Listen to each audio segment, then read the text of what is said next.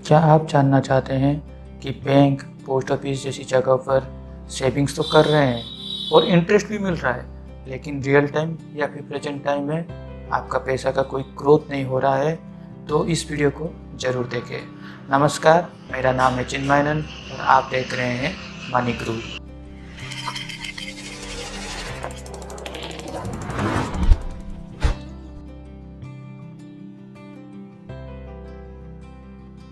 इस टॉपिक को हम 2 चैप्टर में समझने की कोशिश करते हैं और ये दोनों ही चैप्टर अपने आप में इंटरलिंक हैं। तो पहले शुरू करते हैं चैप्टर 1 से। इन्फ्लेशन। ये इन्फ्लेशन आखिर होता क्या है? मान लीजिए मैं खुद 500 रुपये लेके 2019 में मार्केट जाता था कुछ भी प्रोडक्ट या सर्विसेज खरीदने के लिए।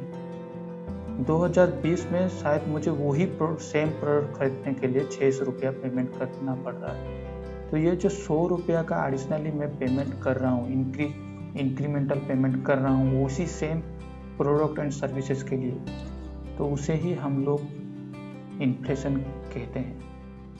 आसान भाषा में इन्फ्लेशन एक ऐसा अनदेखा चीज़ है जो अंदर ही अंदर हमारे पैसे का परचेजिंग पावर हर एक साल घटा देता है।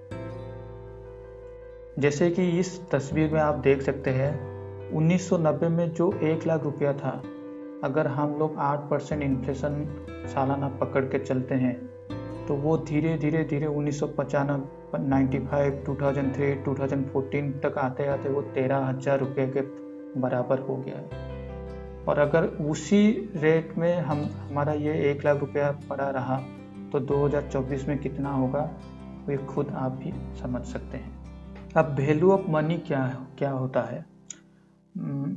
मनी इज वर्थ क्या है ना, आज का जो मनी है उसे हम अगर इन्फ्लेशन से घटा देते हैं तो वो एक्चुअल में आपका वैल्यू ऑफ मनी रहता है।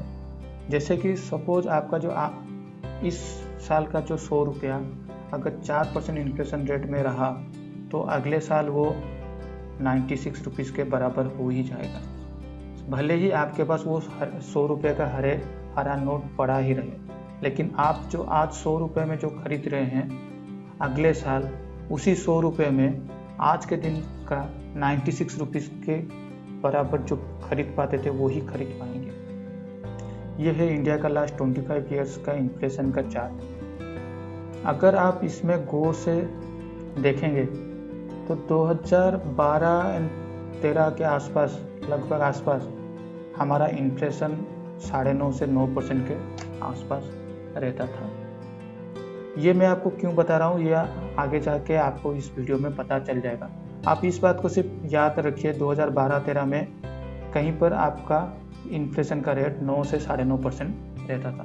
तो कॉस्ट होते हैं जो इस इन्फ्लेशन को नहीं मानते, जैसे कि आप एजुकेशनल कॉस्ट हो गया या फिर हेल्थ केयर कॉस्ट हो गया, जैसे लगता है उनका कुछ अलग सा ही गेम चलता है। अभी हम चलते हैं चैप्टर 2 की तरफ।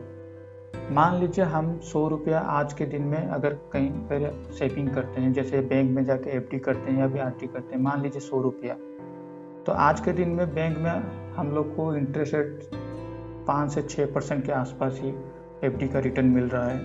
तो मैं 6% पकड़ रहा हूँ। 6% अगर हम लोग को इंटरेस्ट मिल रहा है तो 1 साल के बाद वो इंटरेस्ट मिला के प्रिंसिपल के साथ वो हो जाता है 106 रुपया। हम लोग को सिर्फ ये 106 रुपया दिखता है और हम लोग खुश हो जाते हैं कि हमें 6 रुपया का इंक्रीमेंट मिला है, लेकिन एक्चुअल में वो 6 रुपया कितना है ये भी आप लोग को समझना पड़ेगा। अगर आप टैक्स ब्रैकेट में आते हैं, मिनिमम 5% टैक्स ब्रैकेट में भी अगर आप आते हैं तो इस 6 रुपये में आपका 30 पैसा का टैक्स कट जाएगा।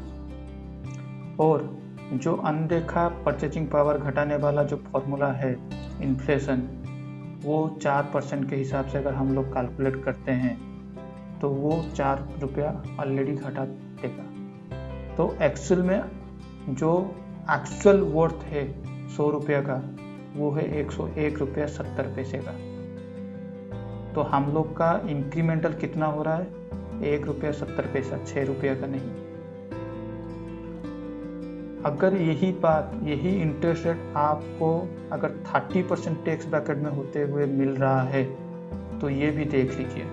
अगर सेम इंटरेस्ट रेट आपको भी मिल रहा है तो 6 रुपये के ऊपर आपका 30% का टैक्स डिडक्ट होगा। मैं यहाँ पर एजुकेशनल सेस को काउंट नहीं कर रहा हूँ। 30% अगर डिडक्ट हो रहा है तो 6 रुपया में 1 रुपया 80 पैसा, और उसके ऊपर हम लोग का इन्फ्लेशन 4 रुपया, तो एक्चुअल में आपका टोटल गेन हो रहा है 20 पैसे का। सिर्फ 20 पैसे का ही आपका गेन हो रहा है 100 रुपये के अंदर एक साल में।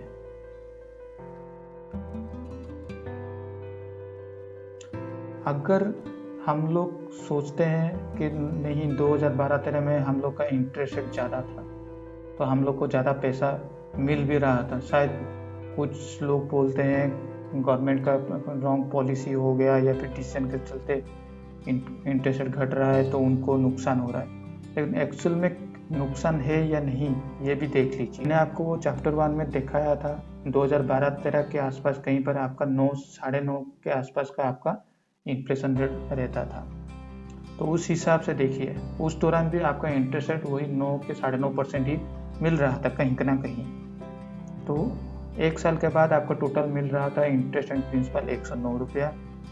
109 रुपये में अगर आप 30% टैक्स पैकेट में होते तो 2 रुपया 70 पैसा आपका टैक्स कट रहा था, उसके ऊपर आपका 9% का इन्फ्लेशन रेट, तो कुल मिला के आपका लॉस हो रहा था 2 रुपया 70 पैसा। अभी आपका मिनिमम 20 पैसा तो आपको मिल ही रहा है, तब तो आपका 2 रुपया 70 पैसा आपका लॉस हो रहा था अगर हम लोग 30% टैक्स पैकेट के हिसाब से कैलकुलेट कर रहे हैं तो इस हिसाब से हम लोग का पैसे का ग्रोथ होता है। हम लोग को देखा ही तो जाता है जो हम लोग वहाँ इतना % का इंटरेस्ट मिल रहा है, लेकिन एक्चुअल में आप लोग को कितना इंटरेस्ट मिलता है अगर आप वो कैलकुलेशन कर पाएँ तो ही जाके आपका वो पैसे का ग्रोथ होना शुरू हो जाएगा। तो आज के लिए बस इतना ही। अगर वीडियो अच्छा लगा तो लाइक, शेयर एंड सब्सक्राइब करना ना भूलिए। Thank you.